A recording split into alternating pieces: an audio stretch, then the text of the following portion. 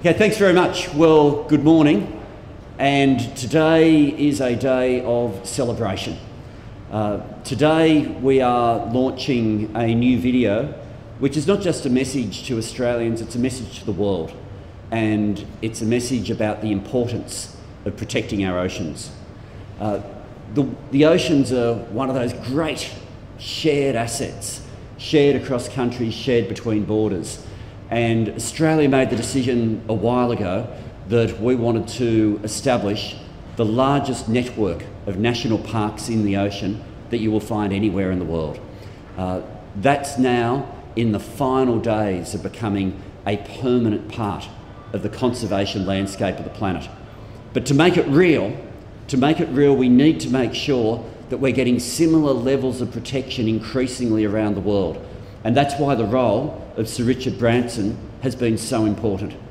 As one of the ocean elders, Sir Richard Branson has been responsible for campaigning around the world for the protection of our oceans. And the protection of them is such an important issue when you think about how quickly we've had the degradation. You know, on Australian beaches, kids play with buckets and throw the bucket of water over a sandcastle. They've been doing it for 100 years. Same game, but there's something different in the bucket now. The water now no longer is the same. It's chemically different, it's biologically different, it's physically different. It's got less life, it's got more acid in it, it's got more plastic in it. And we need to turn the corner. Establishing national parks in the ocean is a big part of turning the corner on that. And what we want to then see is that to continue around the world. So the examples that we've found with Palau, the examples of what the United States have done, of what the UK has done, of the proposals that are right now in front of Camellar for Antarctic with the Ross Sea and with the East Antarctic Zone. These are some of the most exciting things that are happening in conservation around the world, and it's the international advocacy led by people like Sir Richard Branson that's made that possible. I have a bit more to say and a particular award that I want to present to Sir Richard, but we might go straight to the video. Perfect. If that's okay? Okay, so at this point, unusually as a politician, I'm going to ask you to turn your backs on me and we'll press play. And behind you, welcome to YouTube and a video that at this moment will be going around the world.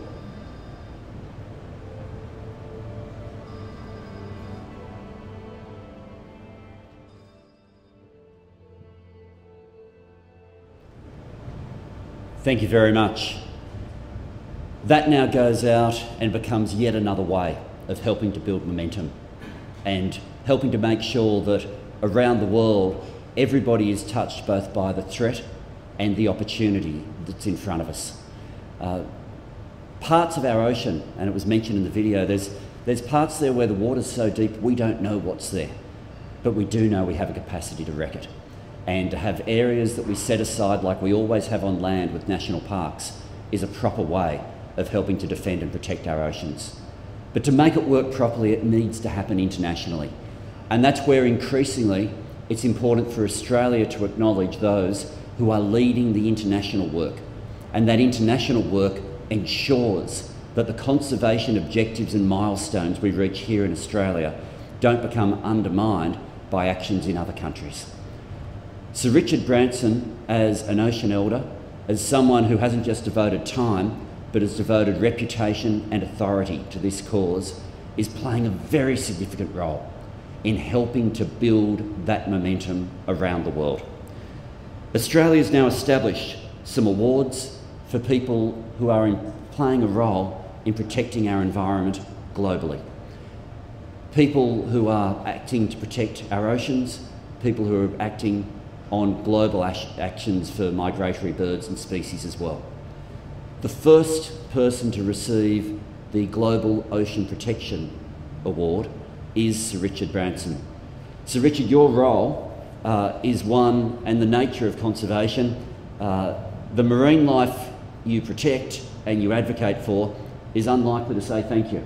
But there's a next generation of people who will be horrified if videos like that become their only connection with the magnificence of marine life, and that we end up with a world where you have to look into a tank to see species that have been ruined in the ocean. to make sure we don't get to that point and to make sure that we turn the corner. Your role and your advocacy is emblematic of what a lot of people do, but critical in building that momentum. I'd like to congratulate you as a recipient of the first Global Ocean Protectors Award and thank you for your advocacy for what is one of the most precious resources on our planet. Thank you very much.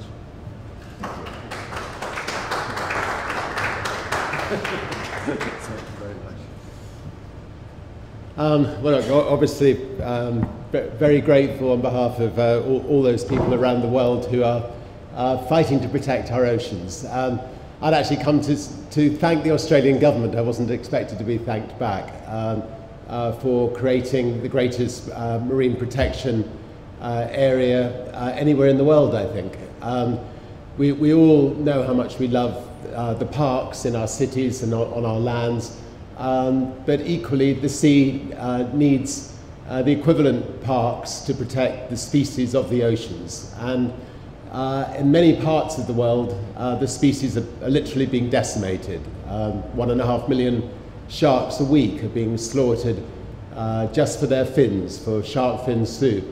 The giant manta rays are being slaughtered for their gills, and it's just wonderful to see different laws that have been enacted in Australia to protect the species that are most in peril, so that future generations, not just of Australians, but of people from all over the world who come to Australia can swim and enjoy these beautiful species rather than just swimming and seeing very little in the oceans. So just wanted to say on behalf of the Oceanic Elders, on behalf of all of those around the world who want to see the species in our oceans protected, thank you very much to Australia. And thank you very much for this award as well.